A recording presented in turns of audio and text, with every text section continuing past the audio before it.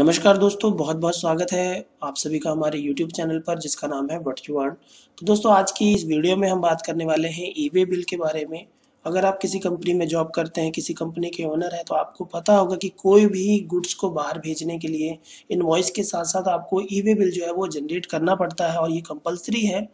इसके लिए अलग अलग रूल्स हैं जो कि हम बाद में भी डिस्कस करेंगे, लेकिन आज की इस वीडियो में हम बात करने वाले हैं कि ई-वे बिल को कैसे जनरेट किया जाता है।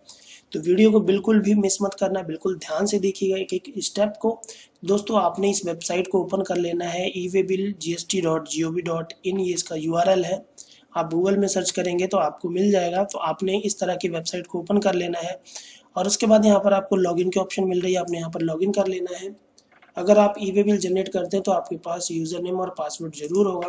तो यहाँ यूज़र नेम वाले सेक्शन में आपने यूज़र नेम जो है वो डाल देना है। तो चलिए, यहाँ पर मैं भी यूज़र नेम जो है वो डाल देता हूँ। यहाँ पर पासवर्ड वाले ऑप्शन में हमने पासवर्ड डालना है और ये जो कोड है हमने इस एंटर कैप्चा वाले बॉक्स में फिल करना है और उसके बाद हमने लॉगिन पे क्लिक कर देना है।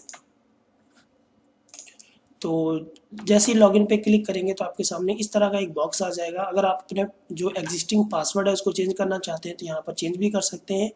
अगर नहीं करना चाहते तो यहाँ एग्जिट वाले टैब के ऊपर क्लिक करेंगे।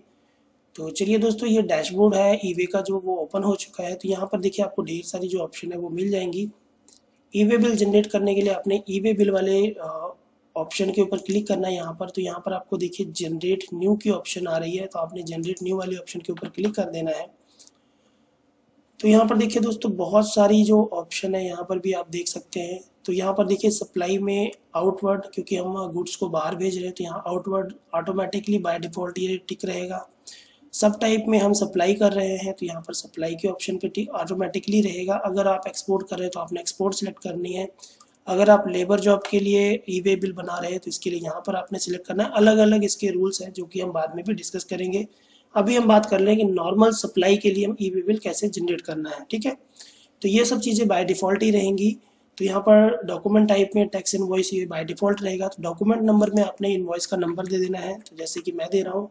डॉक्यूमेंट डेट में इनवॉइस का जो डेट रहेगा वो आपने यहाँ पर सिलेक्ट कर लेना है। अगर डेट आपने चेंज करनी है तो यहाँ पर आप इस डेट को बढ़ा भी सकते हैं और घटा भी सकते हैं, ठीक है।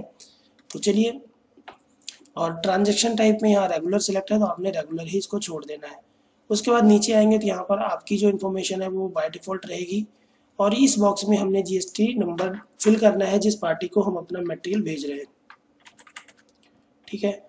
उसके बाद यहाँ पर हमने जीएसटी नंबर जो है, जैसे ही हम यहाँ पर अपना जीएसटी नंबर फिल करेंगे पार्टी का, तो आप देखेंगे पार्टी की पूरी जो डिटेल है वो यहाँ पर आ जाएगी। अब उसके बाद बात आती है आइटम डिटेल की। तो आइटम डिटेल में आपने क्या भरना है दोस्तों, यहाँ पर देखिए जो जो रेड कलर का स्टार साइन आ रहा है ये चीज़ें कंपलसरी हैं और इन सभी चीज़ों को आपने ज़रूर फिल करना है। अगर ये नहीं फिल करेंगे तो आपका ई-वे बिल जो है वो जनरेट नहीं होगा। और बाकी सारी चीज़ें जो है ये ऑप्शनल होती हैं। आप चाहें तो प्रोडक्ट का नेम दे सकते हैं, डिस्क्रिप्शन दे सकते हैं, लेकिन यहाँ पर जो स्टार है हम वही चीज़ें फिल करेंगे। तो हमने यहाँ पर केवल HSN कोड जो है वो लिख देना है। क्वांटिटी कितनी जा रही है आपकी इनवॉइस के ऊपर वो हमने यहाँ पर सेट करना है। यूनिट जा रहा है, पीसेस में जा रहा है, आपका मटेरियल बैग्स में जा रहा है, किलो में जा रहा है, बिल आपने जिस बेस पे बनाया होगा तो आपने यहाँ पर वो फिल कर देना है। वैल्यू, टैक्सेबल वैल्यू क्या है इनवॉइस की वो आपने यहाँ पर डालनी है। उसके बाद आपने टैक्स सिलेक्ट करना है, CGST SGST कितने परसेंटेज का बिल है। तो हम साइकिल पार्ट्स भेज रहे हैं तो यहाँ पर 6% CGST और 6% ही SGST यहाँ पर लगने वाला है। तो यहाँ पर देखिए, जैसे ही आप यहाँ पर टैक्स सिलेक्ट करेंगे तो यहाँ पर आपकी टैक्सेबल अमाउंट और टैक्स जो है वो ऑटोमेटिकली यहाँ पर कैलकुलेट हो जाएगा और आपकी टोटल इनवॉइस अमाउंट यहाँ पर भी आप देख सकते हैं। और इस पूरे पार्ट को आपने अपने इनवॉइस के साथ मैच कर लेना है, ठीक है।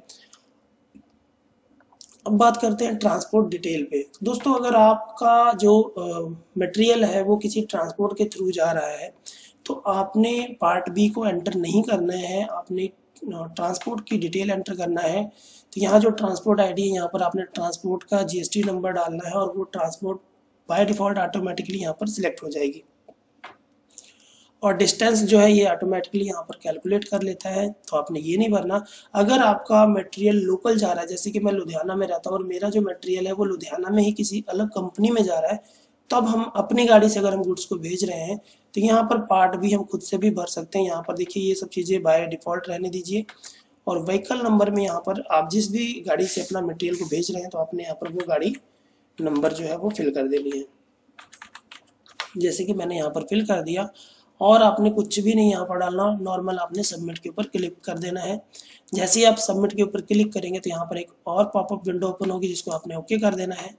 और यहाँ पर अलर्ट आ रहा है क्योंकि ये जो गाड़ी है ये वाहन में रजिस्टर नहीं है, इसलिए ये अलर्ट आता है।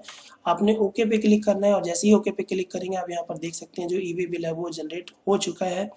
तो इस तरह से आप चाहें तो ई-वे बिल को जनरेट कर सकते हैं। ये थी छोटी सी जानकारी दोस्तों। वीडियो अच्छी लगी हो तो वीडियो को लाइक करना, चैनल को सब्सक्राइब करना बिल्कुल ना भूलिए। Thanks for watching.